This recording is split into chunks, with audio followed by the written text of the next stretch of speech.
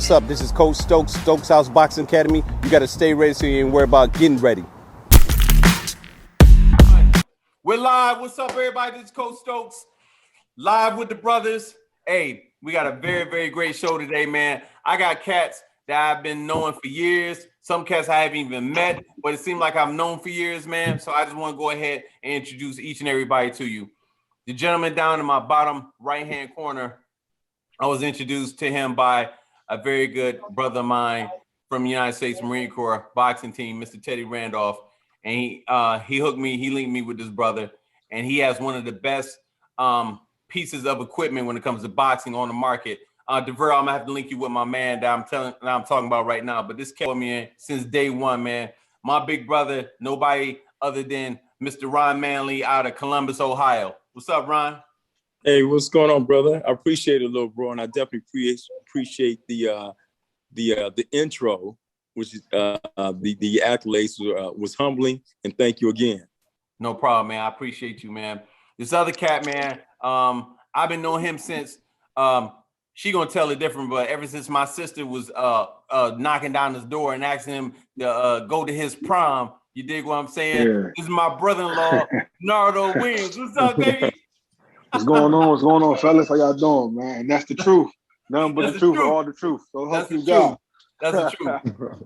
Hey, this next cat, man. Where did I start from, man? I first saw him on social media, and when I saw him, I was like, you know what? I like the way he talk. I like the way he speak. This on Instagram. So then I shot him a message, and it kind of shocked him a little bit because I came at him like, yo, bro, man to man, I like what you're doing. Keep doing what you're doing.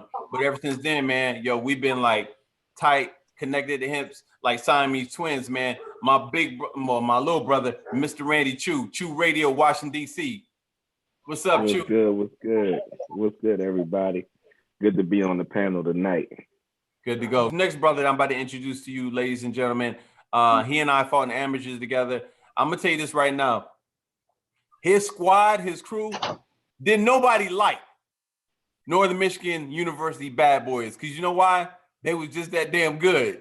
They really was, man. They was that good. This cat, man, when I seen him, man, he used to touch people and they used to go to sleep. And I personally said that, this dude had melatonin in his hands, man, because every time he'd touch you, he'll knock you out. So this is my man. Nobody better than TOS, Mr. TOS, touch and sleep himself, DeVera Williamson out of Colorado. What's up, big dog? Thank you, Stephen. It's a pleasure, man. So thank you for thinking about the little guy on an event like this to make me a part of it. So I feel very, very grateful and thoughtful that you didn't have to think about the little guy and allow me to be a part of this event. Man, no problem, big dog. Yo, and I gotta give it up to the last cat who's on here, man. We've been knowing each other since we was going to grade school together. Claire Barton School #2 back in Rochester, New York, upstate New York, man. This is my brother, my best friend, my man Jimmy Buntley in Tempe, Arizona, by way of Rochester, New York. What's up, baby? What's up? How you gentlemen doing tonight? What? Hey, fellas, man. I want to go ahead and dig into it, man. Everybody, can you please go around and just let my subscribers and everybody that follows this show, man, let them know who you are and what you do. Randy, could you please start? Yes, Randy. People call me Randy Chew. I do a lot of grassroots activism, community empowerment work. Just trying to uplift our people. The local level, it reaches nationwide from time to time. I also am a host of the True Radio Show every Monday at 8:30 p.m. Eastern Standard Time. He put that kind of mildly, y'all. This brother's doing a lot of stuff, man. For real, doing a lot of stuff. But this brother's been feeding the homeless for how many years now? Since 2009. 2009. Every week. Yeah. Every week. So we need more brothers like this brother. Nardo, can you please introduce yourself? Good morning. Good morning. It's good morning somewhere. Good evening, good afternoon, everyone. I'm Nardo Williams, man.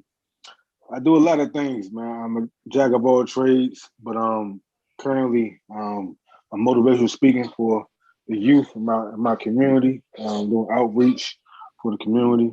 Just say anything basic community, rehabilitation, nursing, just therapy, therapeutic anything that involves me. That's what I do. So as outside of the gridiron, football is my heart, my passion. But outside of that, that's what I am, a therapist. So we're gonna roll with that. Good to go. Thank you, brother. Big brother Ron, please introduce yourself. Hey, fellas, good evening. I know it's not morning, but it's definitely evening. That's a little jab. That's a cat. That's a cat. Yeah, I'm a real estate agent here in Ohio. So also an investor in real estate, as well as a small business owner, entrepreneur, inventor of a product called the Impact Trainer that focuses in on boxing, and typically body punching is the product that I invented that helps boxers focus in on the body game, because we realize that today a lot of boxers are going head hunting. So I actually invented a product that actually helps you work that body as well as working the head. So with that being said, tonight I will try to focus in more so on real estate, because I think it's really important that we become versed in that area, because we're lacking in that arena. So I'd like to really focus in on that particular subject matter tonight. Thank you, brother. You're welcome. Mr. T.O.S. Touch of Sleep, DeVera Williamson, could you please introduce yourself? Thank you, bro. Thank you. I'm B.R.O.T.H.A.S. Touch of Sleep Williamson. I own and operate a gym here in Inglewood, Colorado. Right, Denver could be a mile away, could be 2 miles away. So right here in the suburbs of Denver, I've had this we call it a volunteer Touchstone youth program for 6 years. It's a definitely nonprofit 501c3. It's just something that I've always wanted to do. I'm teaching boxing to corporate people, also to young boxers, and I was able to put something together with a couple of heads to be a part of the school program, like after school program. It started, like I said, 6 years ago, and it grew so much that now they're bringing busload of kids over twice a week or every other week. So once 1 week, and then the next week is 2 times a week, and it feels so like powerful to see these kids on the big old yellow buses coming into the gym to be with me for an hour and a half, and it's like doing school hours. So that's one of my biggest accomplishments, is to get back, but also, how many deaths, how many people I had to talk to before you can get a busload of kids to come during school hours, be here, part of like their school curriculum. So I'm very, very proud of that. Of course, accomplishing everything as an amateur fighter, as a professional fighter, and it's just good vibe to be with Stephen Stokes and the rest of you other men to hear the stories and share how we feel about the virus, how we feel about life, how we feel about men in the world today. And I'm just here to share from what light I see from. So thank you guys for having me. This is who I am. Thank you, brother. Jimmy, could you please introduce yourself to everyone, please? Hey, can you guys see me? Yes. Yes. Okay, how you doing tonight? Good. Jimmy Bunley from Rochester, New York, by way of Phoenix, Jimmy, Arizona right now. I live in Arizona. What I do now is just podcasting, and just some of the things I do is just to bring up the conversation, that get people talking, get people involved in what I'm doing. But long-term plans is to develop some type of mentorship for men. And that's pretty much what I'm working on right now. Good to go. Good to go. Good to go.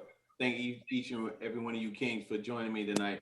Let's jump right into it. I want to talk about you know, we each have businesses. You know, TOS, Nardo, Ron, Chew, Jimmy. We each have our own businesses, and that starts in our mind, correct? So when it comes down to it, man, I feel like I dislike not seeing enough Black people supporting each other. And when it comes down to it, I dislike when somebody asks for a hookup. If I want to hook you up, let me go ahead and do that. But don't come off the top like, oh man, can I get a hookup? Do any of you brothers have any of you brothers ever felt that or ever had that happen to you? Ron? I can't hear you. Can't hear you. No.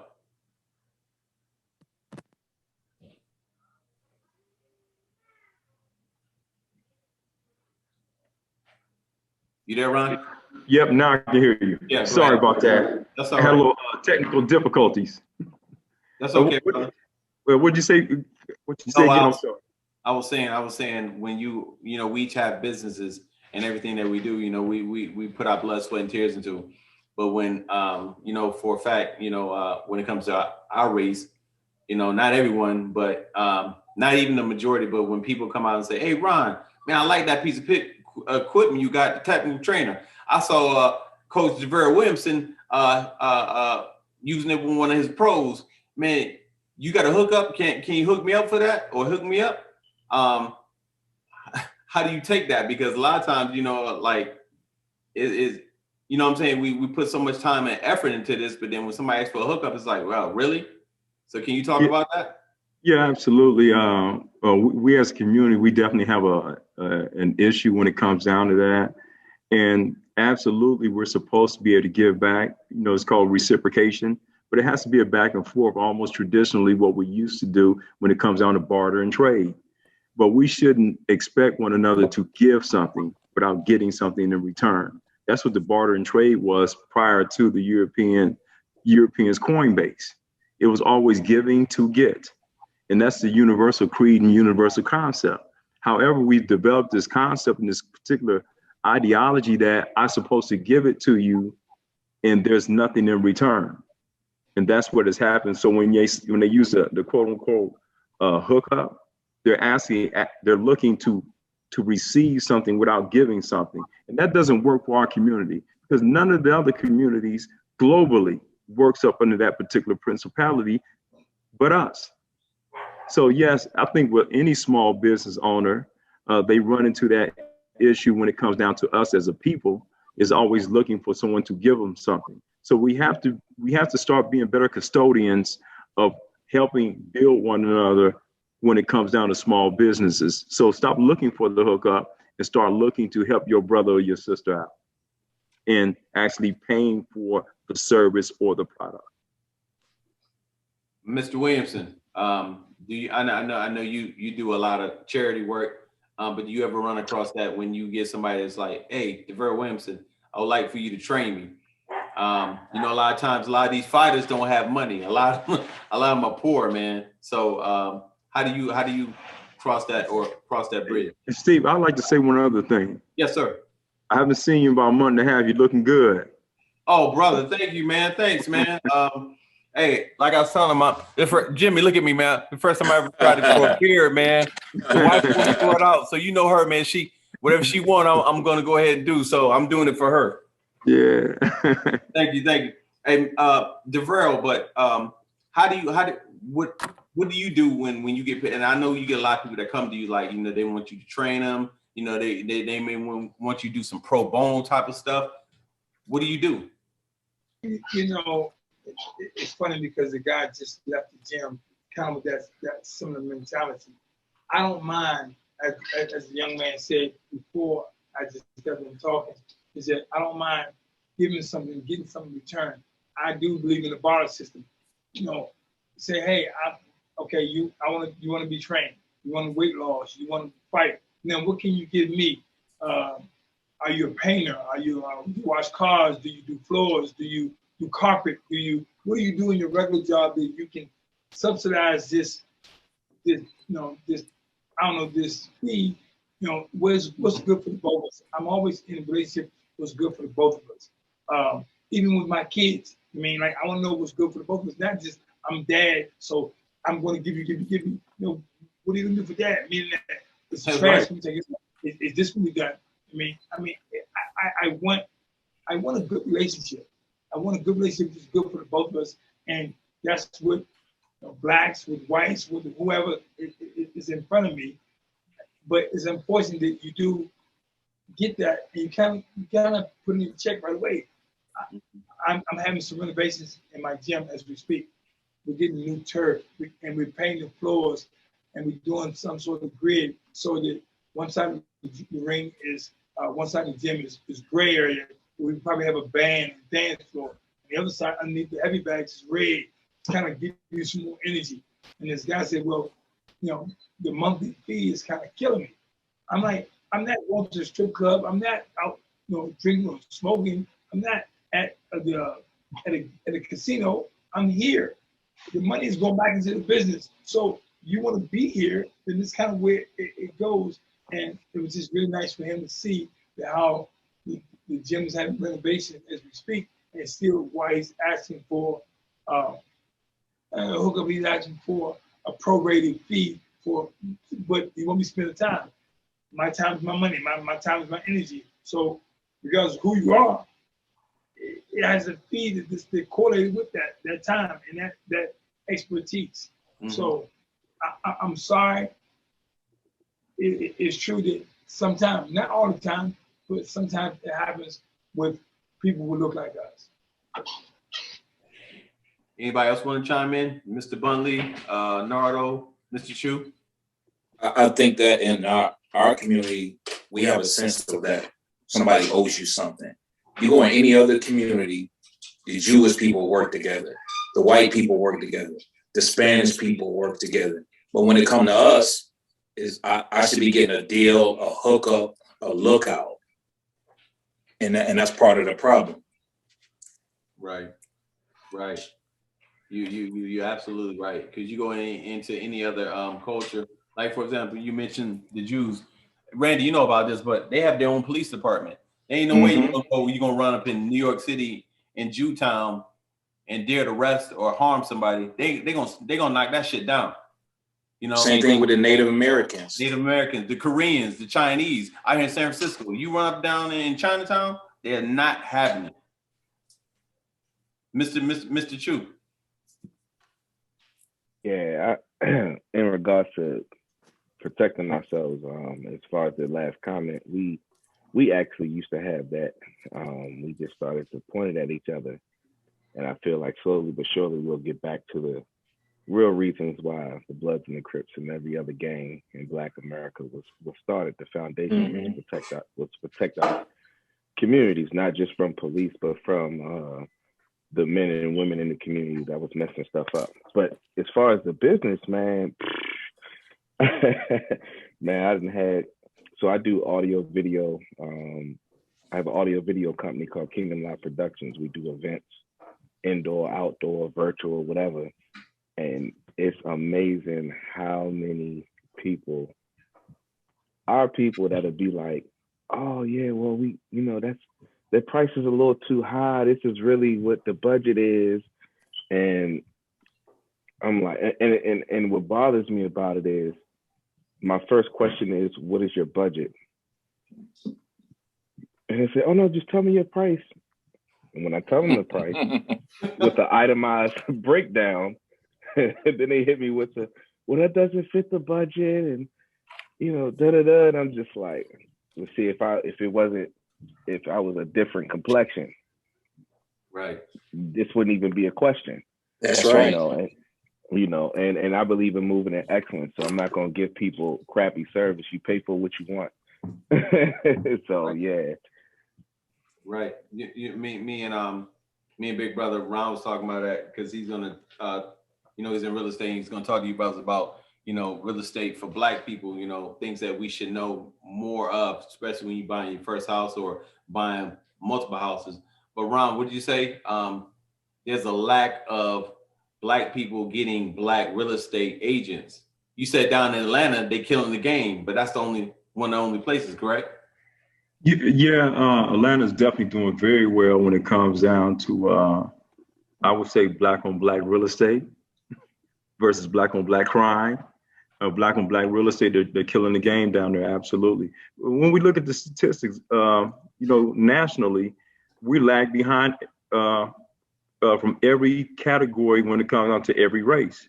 Mm-hmm. We, as a whole, we're 47% in the nation as homeowners. The Asians are 67.4%. Our Hispanic brothers are 51.4% homeowners, and our European counterparts are 76% homeowners. We are 47% homeowners in an African American community. We lag behind in every statistic, in every category. We have to do a better job on a multitude of levels. As I think our initial conversation was talking about the hookup. We're always asking for something for free. Right. The brother Chu, he just said something that was really, really poignant that I thought was critical. And just expanding on that, they will rather pay someone else for the same service, for the same product, as long as he doesn't look like you. Mm. The old cliche, the white ice tastes better than the black ice. Mm-hmm. White ice is colder than the black ice rather. Mm. You know, and that's a consciousness. But I think he also said something I thought was really critical. He said that we're moving in the right direction because we realize that we're in the age of Pisces, but we're moving into the age of Aquarius. The consciousness is awakening. Mm. And we're seeing the movement happening. However, it's very incremental. So we just got to continue to keep pushing forward. So what would you recommend? I'm a young brother. I just got married, me and my wife. I'm going to take you some years back, but I don't know. I'm 25, she's 23. We want to buy our first house, our first home, white picket fence, everything. But I'm having problems getting a house because I'm being outbid. I don't look the right complexion, everything. What would you say to me? Well, in this market, as I think we all know now, because it's been on the news quite frequently, the home prices have skyrocketed, almost akin to the cryptocurrency. It seems like both of them are moving in an extraordinary rate, where it's out of reach for the normal buyer at this stage. A 25, 23-year-old at this stage trying to purchase a home, it'd be very difficult. And I'm going to tell you one of the critical reasons why is because we have corporations that's actually purchasing homes. That means you're bidding against corporations, companies that's multi-million-dollar companies. And I'll give you a personal example. By me being a real estate agent, I've been a listing agent for a number of homes this year. And one home that I did sell to a corporation, the home was really, really beat up. It had a lot of issues, and we still was able to get top price for it. Why? Is because the corporations are really just sitting on these homes, and there's probably a multitude of other reasons as well. And then another house that I just listed maybe a week later, the same corporation came in and bid it top dollar for that one. But what I did as a conscious man is that I did not give them the opportunity to get their house. Why? Is because I feel as though it's important to allow families to own these homes versus corporations. So there was a family who had a conventional loan, and then there was this corporation who had cash. I took the conventional loan over the cash, mainly because I would rather see a family with the home versus a corporation. And I think that we need to start operating up under that particular premise, not just in real estate, but as a community. Got you. I know. There's a lot on the table, and we kind of short for time, but I want to go around to each of you brothers because I know each of you have some things that you want to talk about. So Nardo, I know you want to speak on mental health, brother. And mental health is something that's very serious. I know, me being a Iraqi war vet, twice, two-time combat veteran, going over there, man. I deal with some things, man, from time to time, and being that this pandemic started, man, it's been, like I was telling my man Jimmy, man, like I've been watching old videos, man, on YouTube, man. Like normally, me and my wife see 2 or 3 concerts a year, man.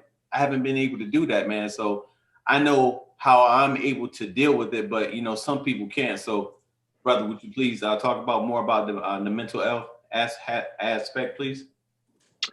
Yeah, for the past, we're going on what, 15 months now since this pandemic, like we said, started.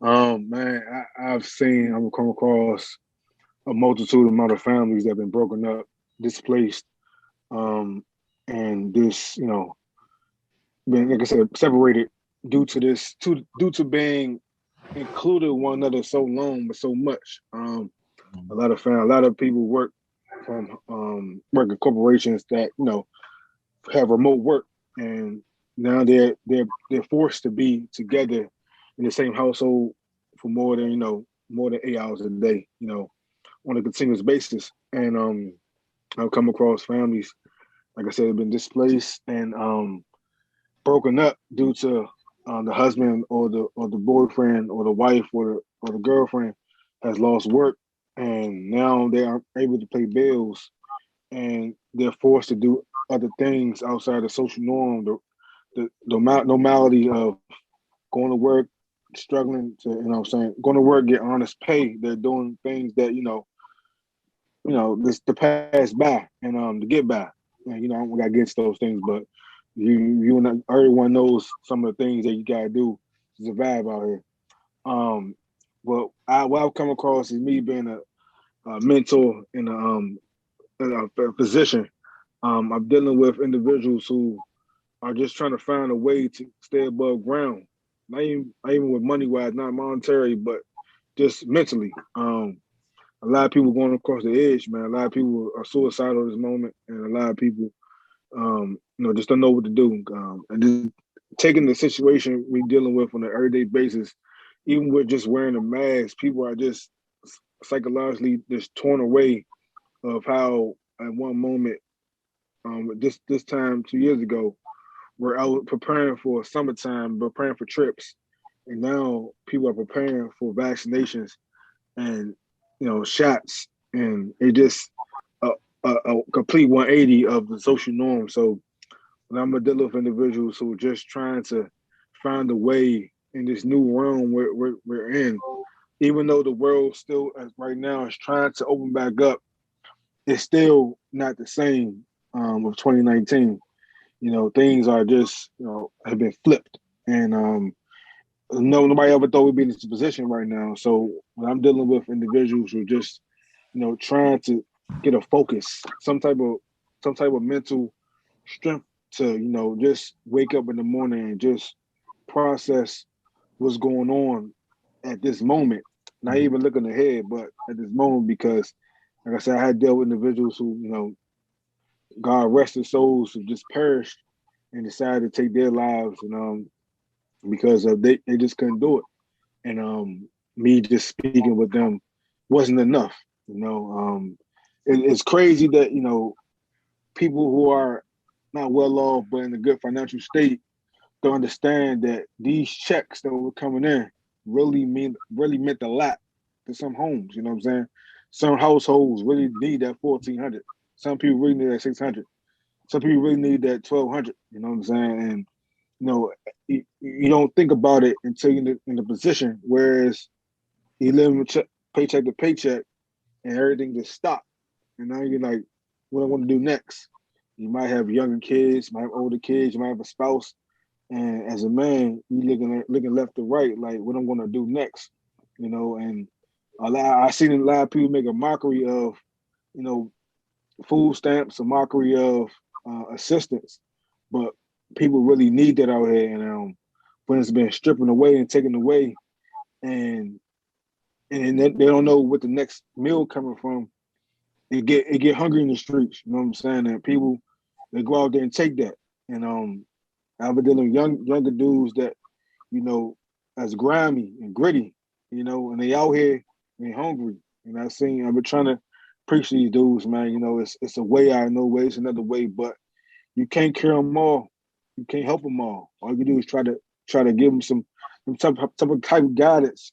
Type of guidance that can keep them in a mental stability state that you don't got to do that. You know what I'm saying? You don't got to risk it all for this short-term situation. Because, you know, I mean, I help as much as I can. I give as much as I can. Mm-hmm. But what I do is not enough. But, you know, I reach to my younger brothers and sisters out here, man, and say, stick together. Be a tight-knit unit. You know, I've seen so many young dudes just go. This year as a whole, we're only in month 5, man. I've seen about 20 people, you know what I'm saying, go. I mean, just go, man. They're young, from 15 to 40 plus, man, just gone, man. You know, it's these streets, these times are really hard. So we preached earlier about, you know, helping each other out, you know, and keeping together. But, you know, it's more than just the words. It's more so putting in action. Because you don't put action behind the words, you just talking, man. And talk is cheap. Talk gets you nowhere. You got to put that work in. And, you know, for me, I'm putting that work in and trying the best to keep these dudes and females above ground, man, because it's hard, man. And, you know, the world ain't built for us. We just living in it. We surviving, actually. We're not living. We're surviving. Every day is survival. You know what I'm saying? I never lived a day in my life, bro. I've been surviving since I've been born. This world wasn't for me, but I'm in it. And while I'm in it, I'll make sure that I'm doing what I gotta do while I'm here. So that's all my spill. You know what I'm saying? I'm gonna let the next person talk. But you know what, Nard, I'm gonna tell you this though. Let's go, man. They give us little. They've always given us little, and we make so much out of that little that they give us. You dig what I'm saying, man? Open the garage. I think it's time for us to start turning over new leaves and new things, man. So things can be more positive when it comes to it, man. Because when it comes down to it, at the end of the day, my wife always tells me certain things, man, and I'll be like, nah, I'll be fighting over it. But then it comes to me like, damn, why didn't I listen? So when it comes to that, man, I see a lot of cats out here on the streets, man. Like a homeboy of mine, they just found him dead, man, in Philly. He actually walked in front of a train, man, and killed himself. Yeah. Wow. Killed himself. Yeah, just found out yesterday, bro. So I'm just telling you, man, when it comes down to it, man, if you need help, man, get the help, man. And that's one thing Black people, we don't seek help, man. I'm not talking about, and nothing wrong with, you know, if you need to go to a pastor, go to your pastor, man. Do what you need to do, man. But if you need, go to a clinician, man. Go to somebody, that's what they, you know what I'm saying? They went to school for. You dig what I'm saying? D, you got anything to say up there? Because I see you shaking your head, DeVerl. You know, I'm just really, I'm really happy to be a part of this, man. This is some good information. You know, you ask yourself, you know, what's else going on? Well, I live in Colorado. I'm in Inglewood. I'm tucked away. I'm a business owner. Hey, but let them know, D. Let them know you from DC though. You from DC. That's a fact. Oh yeah. From DC, born and bred. Okay. You know, I mean, Friendship, Fletcher Johnson, Morey, all these schools. I went to 60 elementary schools, 2 middle schools, 1 high school. I'm good. I never had a Maryland address. So Fletcher Johnson. Oh man. Yeah. Right. So I'm real. But what I'm saying is that it's beautiful information, man.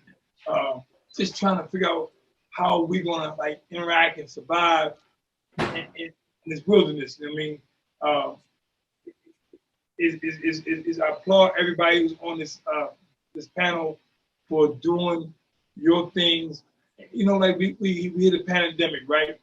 But if I did not own my business or I did not own my building, I'm looking at asking someone else, can I go to work? Not only can I go to work, but my wife is helping me with the protocol, making sure everybody spray their shoes, their hands, wash their hands, and then we still can come work out.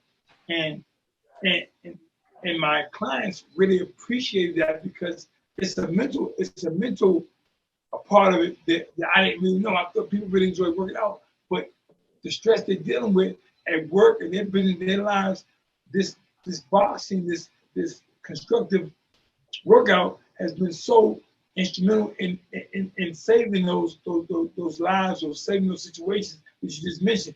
That they're not taking their own life. They're not, doing something crazy. They're saying, hey, B.R.O., not only are we supporting you and for you for supporting us, but it made me feel good about what I put into the world, that when a time like this came, that people are paying in advance to make sure that when this pandemic is over, that I'm still standing, that the business is still standing. So I'm so grateful for that.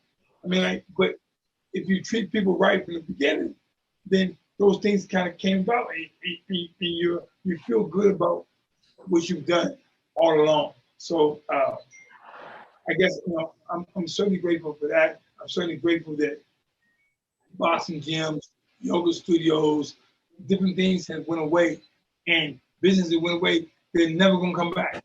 And I'm so glad that I'm still standing with the help of my family, with the help of my clientele, that I've been good to them, and we've been good to each other. So I'm just in a really good place in terms of thanking my Almighty God. Outstanding. I realize the older I get, self-care is very, very important, man. That's like one of the first things I have to do when I wake up. Besides, first thing I do is I pray. Then I do my my meditating. I listen to this cat named Guru. I don't know if you guys ever heard of him, man. He's an Indian dude, man, real knowledgeable, man. I listen to him, and now start my day. But I notice when I don't do that, my day goes to the left. You know what I'm saying? It don't start off smoothly.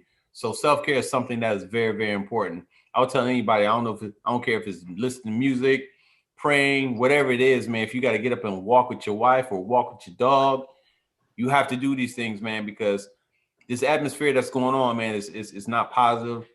It's a lot of negativity out there. They're trying to, whoever it is, they're trying to get us sick. You already know once you get sick, your body breaks down and you will eventually die. We don't need that, man, because we need all you kings to keep doing what you're doing, man. DeVero, Randy, Jimmy, Nardo, Ron, include myself.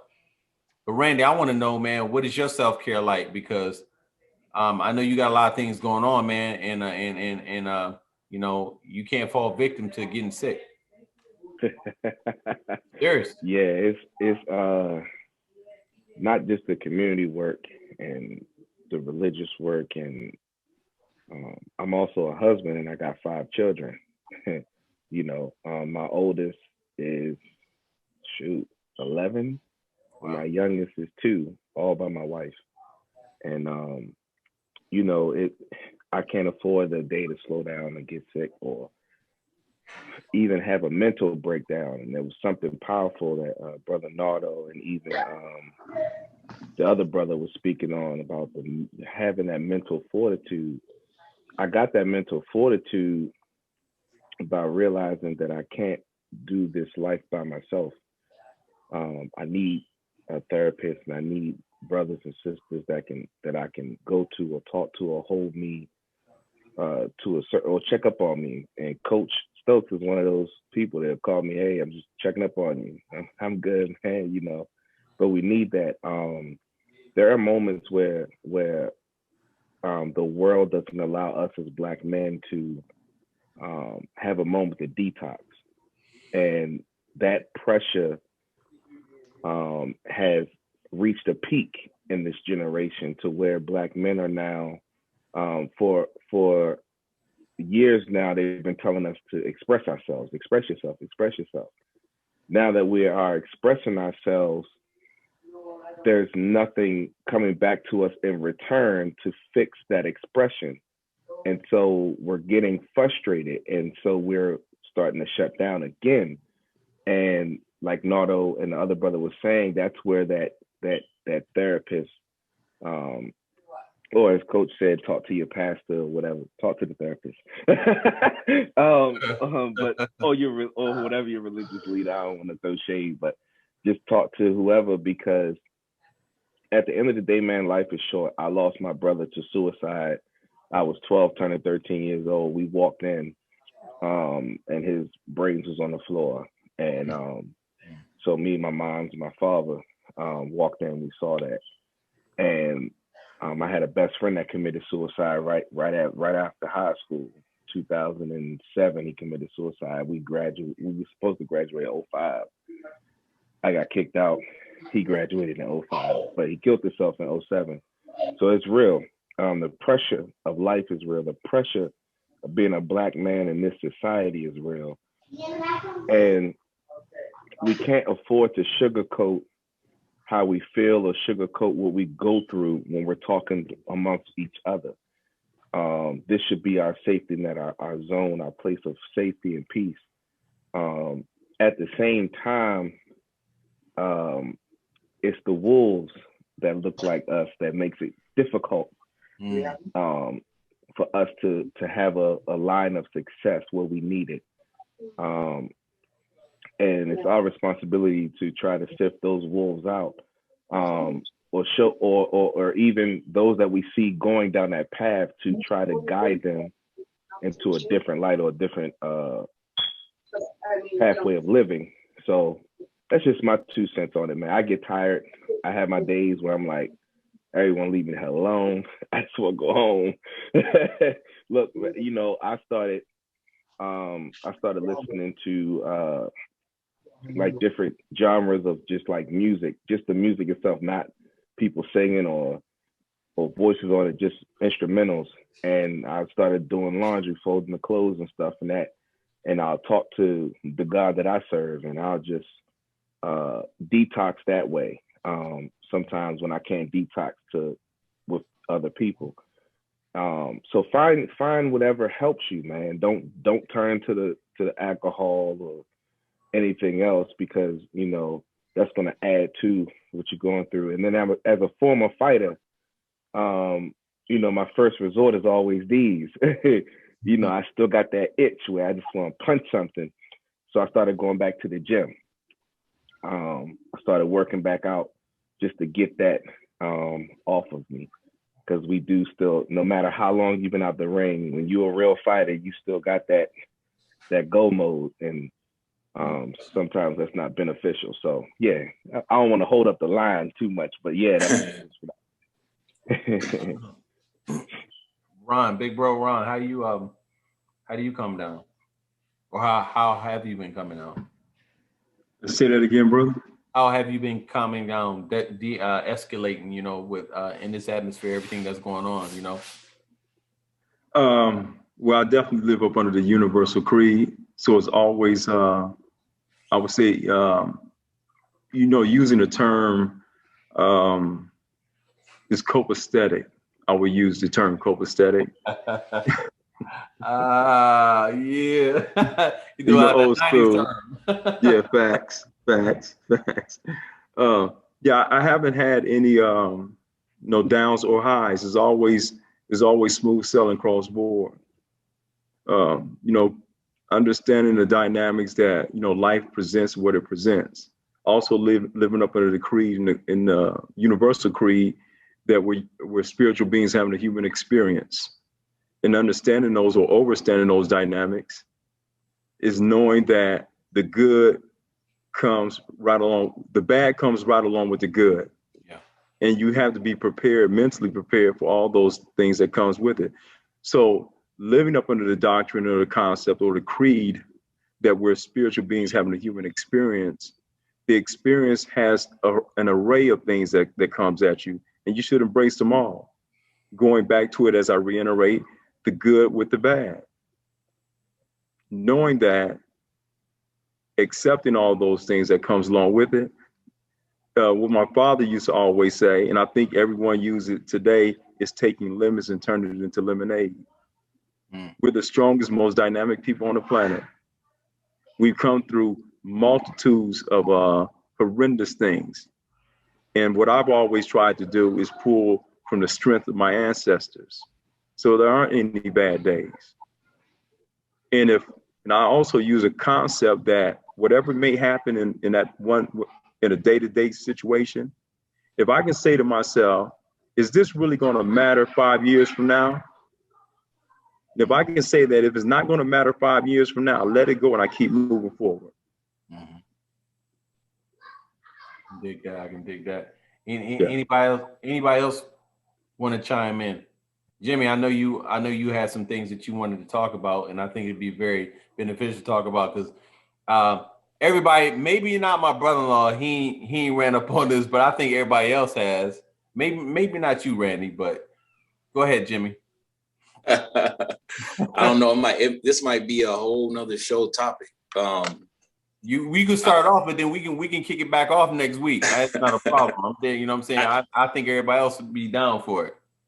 It's not just doesn't just affect the Black community, but it affects everyone. You know, you have at least 48% whites receiving it. I think another 25% Blacks and another 16% Latinos that are receiving child support. But the thing about it is the laws are so unfair when it comes to men, not just Black men, but men in general, that you don't have, if you're taking 20% of someone's check, how are they able to survive? How are they able to get gas, groceries, just general living expenses? If you really wanted to help with child support, what they would do is 1 week you take out, the next week you don't. The next week you take out, the next week you don't. That way the person who's that money is being taken from, they're still able to live some sort of life. But this whole topic comes back, it gets a whole lot deeper than just that. It comes back to where were the fathers that were supposed to have been around to tell us, hey, no glove, no love. And how many of us don't have discipline? We out here just slinging. It goes real deep. The rabbit hole goes deep. That's why I say I don't think this show we need a whole nother 4 hours just to talk about, just to get to the very fabric of why things are the way they are, especially in our community. Our community is, man, I know somebody said that we're headed in the right direction.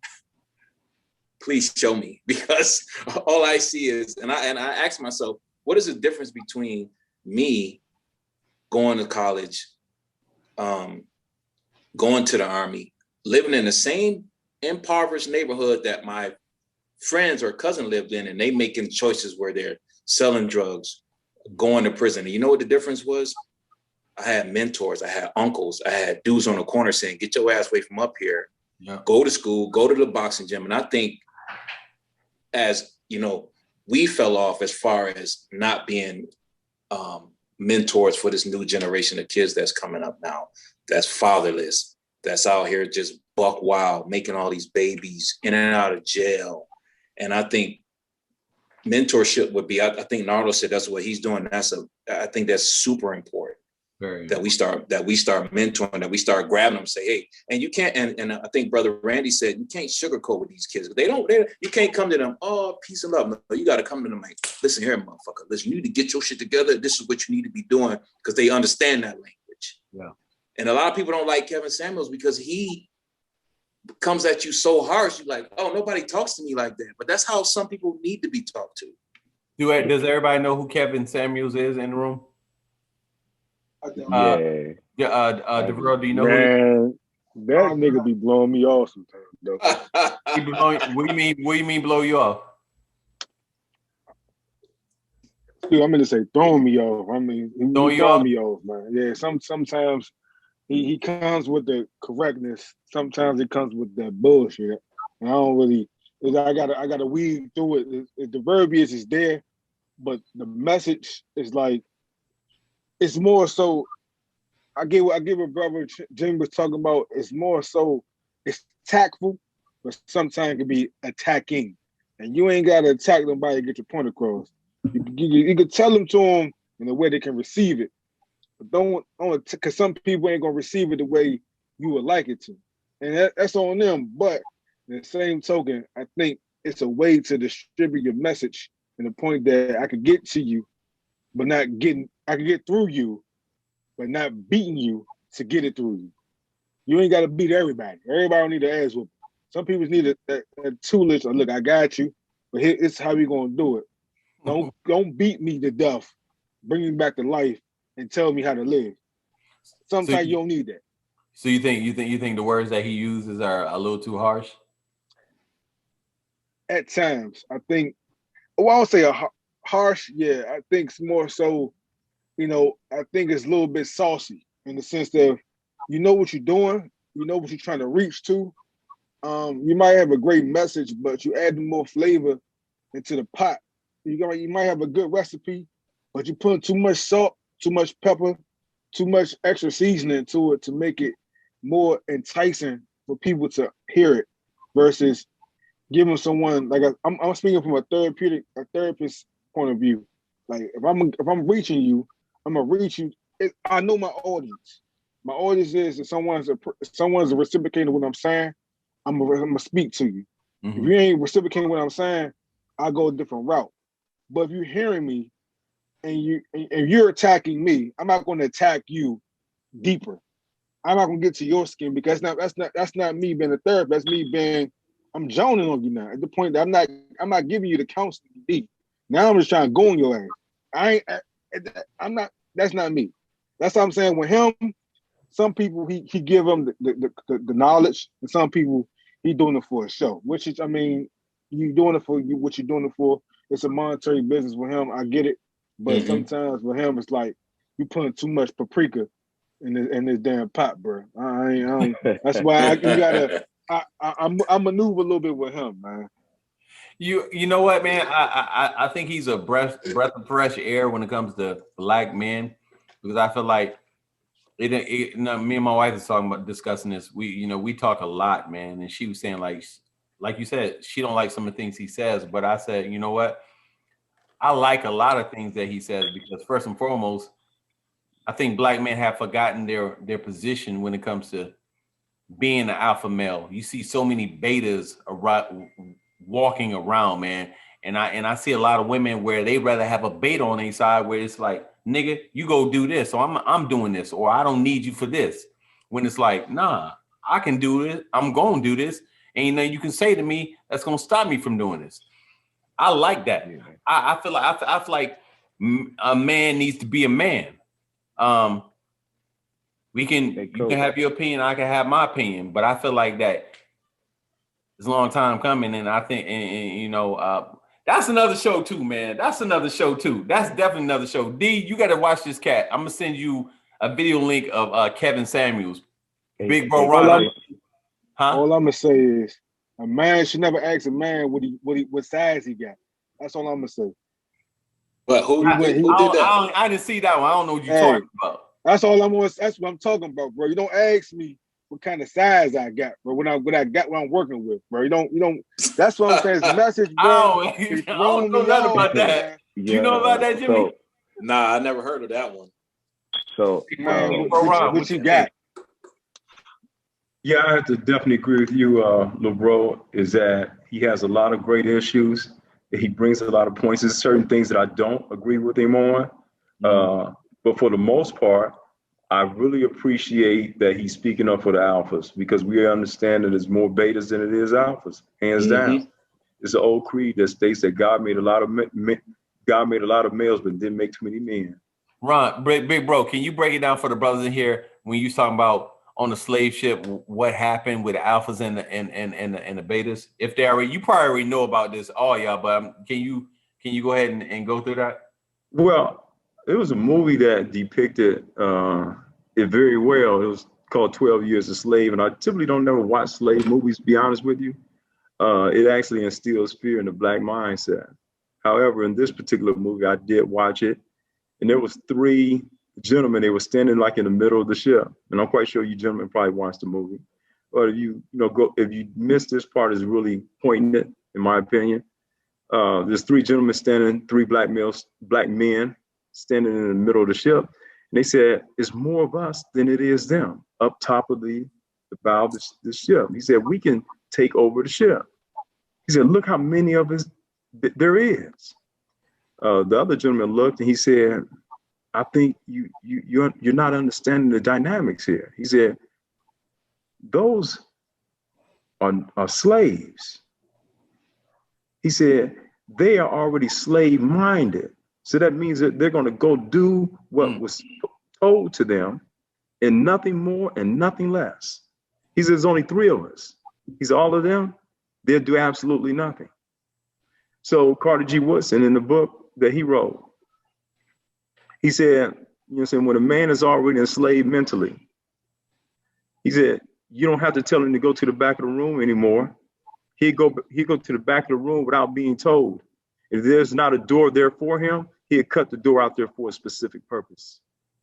So when you speak of Kevin Samuels, I appreciate, even if he's not an alpha male, because I truly believe that he's not. However, he's speaking up for the alphas, and I can appreciate that.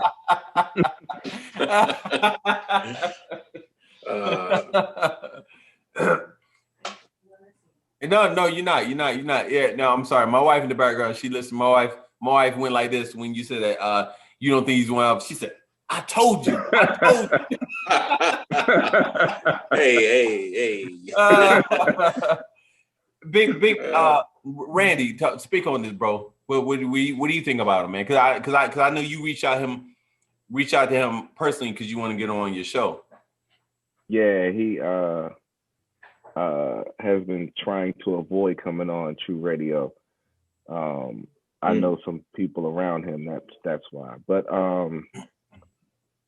I will say this: he is a tool that is inside the toolbox of awareness. And what I mean by that is he's the tool that is being used right now to bring awareness to the struggles that men have been facing in the past couple of generations. I do not look at him as a complete messenger of the message he's presenting. I feel like he went from being Urkel to Stefan. And that's cool. Every man has to evolve at some point in his life. All of us wasn't born being gifted to be popular or be that guy. We all evolve through life. I get that. But what I personally don't want to have to explain, especially to women, is that I disagree with some of his points. It should be the conversation we should be having with outside people, not amongst us, but outside, whether it's women or other races or whatever. It should be, these are the points that I agree with.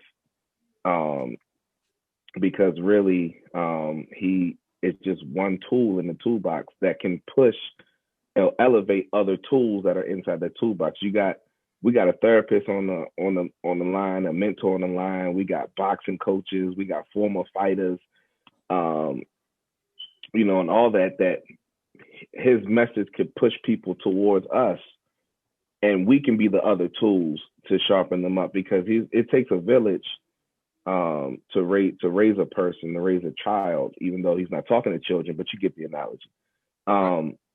But yeah, I don't tend to look at him. I do think he goes overboard. Like not every single woman you talk to is of the caliber that you present your words. I agree with that, absolutely. But I just like the fact that he's right now the tool of awareness. And really the message, he didn't create the message. He's just echoing what he's heard from a woman from the 80s. In the early 90s, that got outcasted. And Iyanla Vanzant is getting outcasted now because she's saying the same thing and over and over and over again. And like you said, this could be an entire whole different show, because realistically, and I had Big Sis on my show, and we kind of talked about this a little bit, about how can Black men hold women accountable without there being backlash. And we had that discussion. I had Mrs. Stokes on my show, and we talked about it a little bit. It was pretty cool. But I think you cannot have proper accountability if there is no backlash. No person, no woman that you will run into will be able to accept the challenge of growth without there being some fighting back. It's her ability to aim. It's her ability to aim the fight in the right direction and not towards her man. But a lot of people, a lot of men are running around saying they want to hold women accountable. But what are you holding women accountable to? What do you have set that you can actually say be accountable to? Do you have a vision for your home? Do you have a stable drive to produce income? Because I know it's hard in this society, especially now with the pandemic. Are you yourself under accountability? Are you under some type of tutelage? Or have you studied your woman out to see where her upbringing was, or to see the obstacles that she had to fight, who her mama was? Have you sat down and actually understood what her vision is for her own life to see what you're holding her accountable to? Because at the end of the day, you can have a standard for your woman, and you're going to keep running against a brick wall because you haven't sat down and asked her, what is your goals or visions in life, and hold her accountable to her own words and her own goals and her own actions. And she'll develop little by little into being, the woman that you need, that helper that you need. And then all relationships ain't the same. They're different. So you got to identify what the roles are in the home. What is beneficial for the overall home. Every home ain't a castle. Every man ain't a king, and every woman ain't a queen. Let's just stop with the BS and call it what it is. Some of us are peasants, some of us are josters, some of us are knights, whatever. The list goes on and on. Everyone's not born into royalty or will become royalty, and that's fine. So we have to stop with the cap when it comes to every sister's a queen or every brother's a king, because that's not true. That's not even realistic, because there'd be a bunch of kingdoms, and then what? But we still can hold ourselves to a royal principles as a people. I don't want to take too much of the time up, but I'll say this. We also have to be realistic and understand that every relationship that we have is transactional. There's a benefit to being in a relationship with a woman and the woman's relationship with her man. There's no such thing as, oh, we're just together. Oh, just because we just love one another. That's Disney Hollywood stuff that makes you destroy your own psyche and destroy your own home. What is the benefit of y'all being together? What is the transaction that you're getting from being with that woman and that woman being with you? And then hold her accountable to that transaction. Marriage is a transaction. It's literally a business plan. It's a contract with the state, saying that you guys are going to govern the affairs of this business contract. That's really what it is in America anyway. So yeah, there's steps you can take to hold your woman accountable, but I don't want to take too much time because I want to be respectful of Big Bro. I don't want to get punched and knocked out of that like that. I'm good. No. Yeah, man, you come on, man. You used to work for the government, so I ain't even. I'm not even. You got too much going on. No, we go definitely gonna recap, and I really want to ask each and every one of you guys. I like the panel. I like what's going on. DeVero, Ron, Jimmy, Nardo, and Randy. Want to know if we can run this back next week. Because we can, because when you were talking about the whole child support thing, do you know how much mental health plays in that shit?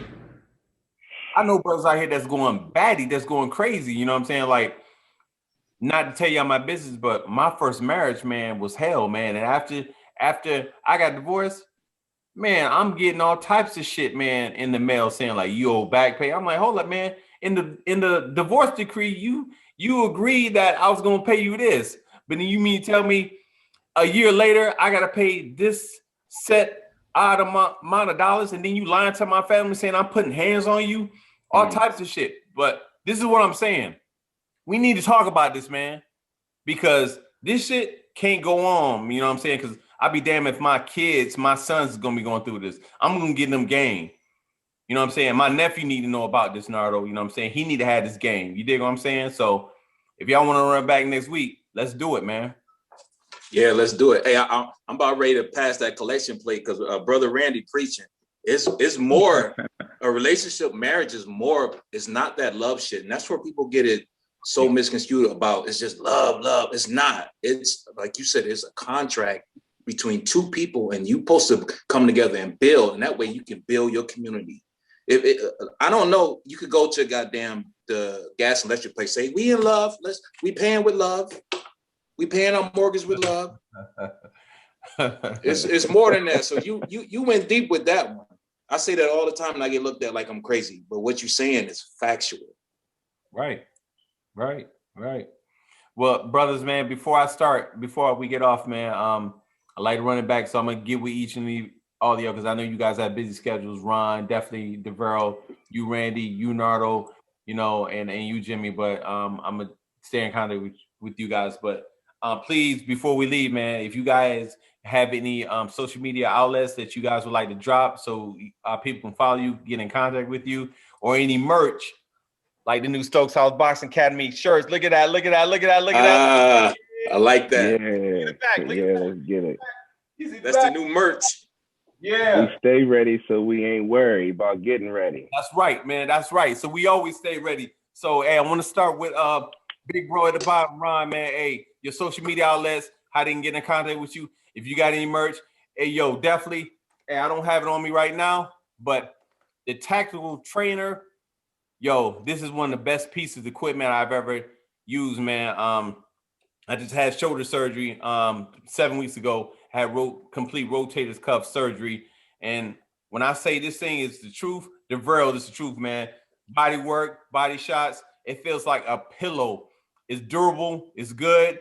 You have reinforcements in the back, on the sides, you know, hand protections, guards, all that, man. I will tell anybody, first and foremost, man, to go out and get this piece of equipment, because if you believe in body work is a lost art. This is something that a lot of these fighters are fighting like Europeans, man, fighting just hit head. And we know for a fact Europeans gonna get knocked out. That's why a lot of these guys like Canelo Alvarez is going over there and fighting these guys, because why? He don't want no drama with the Charlos. He don't want no drama with Boo Boo. He don't want no drama with none of them cats. You dig what I'm saying? So, Ron, go ahead, kick it off. I definitely appreciate that. Yeah, even with, you know, the impact training is fantastic for, you know, for body work. But just like tomorrow morning, I'm actually hosting a Striko class with the impact trainers, and we have over 50 participants, and majority of them are women. Because what has happened is that it transitioned into not only boxing, but boxing fitness. So it's a fantastic boxing fitness product as well. I truly believe that it has the capabilities of taking over the title heavy bags with all the expensive racks. With this particular product, you can train upwards to 30 to 40 people at a time in a fitness class. You can wipe them down hygienically and then put them away. So it's fantastic for fitness classes as well. And if you want to check it out, you can always go to my my website. You can go to the website as well, www.striko.com or striko.net rather. Or you can just go to the Instagram page, Striko Ltd, and check it out. I appreciate it. Thank you. Yo, go check it out, because my little mans is up there banging on what's called. They got videos of my sons up there, so go check it out. D, go ahead, D. Work. Bro. Yes, sir. Thank you, Stephen. TOSboxing.com. Like I said, we had the TYP, the Touchstone Youth Program. That's certainly the fact. Just, you know, the pandemic is sometimes prevents the kids or the amount of kids to come consistently. You know, we're constantly reaching out, not just in the boxing world, but also in the education world, the academic part. you know, we're doing it with boxing, but it just, you know, we're doing with homework, with mathematics, with science, with social studies. Kids in elementary, middle school is out. That's why meat and potatoes are the middle school. So we can simply make a difference with those kids. But sometimes we get to high school, we feel like that maybe we may be $1 short, but the middle school and elementary school, late elementary and middle school is our prime kids, the boys and girls that we can kind of influence and nurture and put that good water around them to make sure that they turn out, to be something special. Everybody has a story, and we try to articulate that to each and every individual who comes in. There's a lot of changes going on. A lot of girls want to be boys. A lot of boys switching up a little bit. And I don't remember that growing up. I'm quite sure there's always been some of that, but it's just more prevalent today because everybody, you can't say anything. And I'm like, what's going on? And a girl look at you, is a little cute little girl, and she said, I don't identify with the girl. You know what I mean? Talk to me like I'm a boy. And I'm like, wow, okay. Come on, man. Let's go, man. Let's go to work. D. Hey, it's facts. DeVero, man. Hey, I love that shirt, man. Is there any way, can I get one? Hey, who else want a shirt? TOS shirt. Anybody else want a shirt, man? For real? Yeah, I need one of them shirts. Can you send out 5 of them? Easy. Just I'm sending them to you, and you got them all. Man, I got y'all. I'm gonna send them all to y'all. Y'all send me y'all sizes. Get the size. Definitely. They run a little bit. They run a little bit big. So if you're a medium, you may want to take a small. If you're small, you want to take if you're large, you may take a medium. But we go face value. Large. Hey, just let y'all know, DeVero's one of the first cats that I met when I first got on Team USA, man. We was going places. He was one of the first cats that I found out.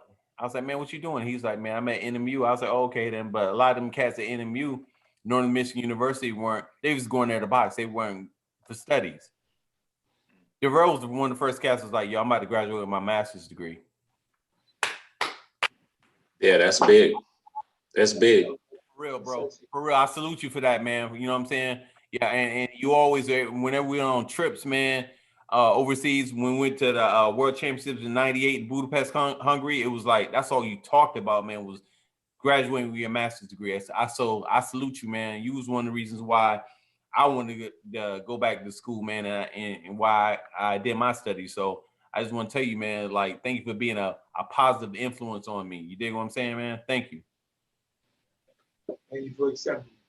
Mr. Randy Chu, man, how can they find you? I know every Tuesday? Chu every Radio? Monday. Every Monday. I'm sorry, every Monday. Yeah, it used to be Tuesdays. I changed it to Mondays. Okay. Mondays at 8:30 p.m. Eastern Standard Time. You can follow me on Instagram at Mr. Randy Chu. That's Mr. RandyChoo.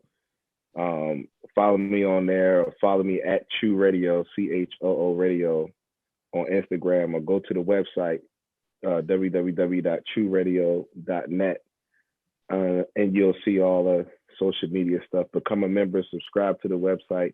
You'll get, when you become a member on the website, any exclusive content or VIP or pay-per-views that I may drop on the website, you get free access to that because you're a member. So please do that. Also, any VIPs or pay-per-views that we have, what we're doing is, for the rest of this year, 15% of that is going to go to Stokes Boxing Academy. So when my audience see this, they'll be able to know that they can give, and 10 to 15% of that giving will be sent directly to Stokes Boxing Academy, because I like his program, what he's doing, not just with his sons, but just in general, man. It's amazing. It's amazing to be on his platform. And I just say this last thing and I shut up. Remember, self-improvement can't happen by yourself. The eye can never behold itself. So the work is self, but the identification of what you need to work on, it needs to come from other people. Thank you, brother. Thank you so much. Brother Nardo, brother, could you please let everybody know your social media outlets, how to get in contact with you, man? If they need a bodyguard, you know what I'm saying, you doing that type of work. You're a big brother in real life, believe that. Hey, this is a big dude, for real. Yeah, I ain't doing no more security, man. Left that in the past. Right now, you can just reach me at Instagram. I'm in the works of getting all the other things launched and prepared, but right now, Instagram is Nardo, NARDO_202. You can get me there, and I'm always there in the DMs, answering DMs, for any type of purposes. This communication therapy, there's a voice. I'm a voice. I listen twice and talk once, so I know the hell I'm talking about. So just hit me up, let me know what's going on. We'll work it out. Definitely. My man Jimmy Bunley, can you please let everyone know how to contact you? And I want everybody to go subscribe to his YouTube channel, OG Talk, man. He's talking about some really, really great prominent things. Definitely when it comes to just men, not just black men, but just men. And everybody. Jimmy, can you let them know? Oh yeah, you can head over to YouTube and subscribe to the channel. It's OG Talk TV, all capital letters. OG Status podcast coming soon, where we have more platforms like this with entrepreneurs, mentors, artists, different things like that. Just go over, like, comment, subscribe. And I appreciate all you brothers. Very inspiring. I love to see everybody with the merch, the different businesses, the different ideas.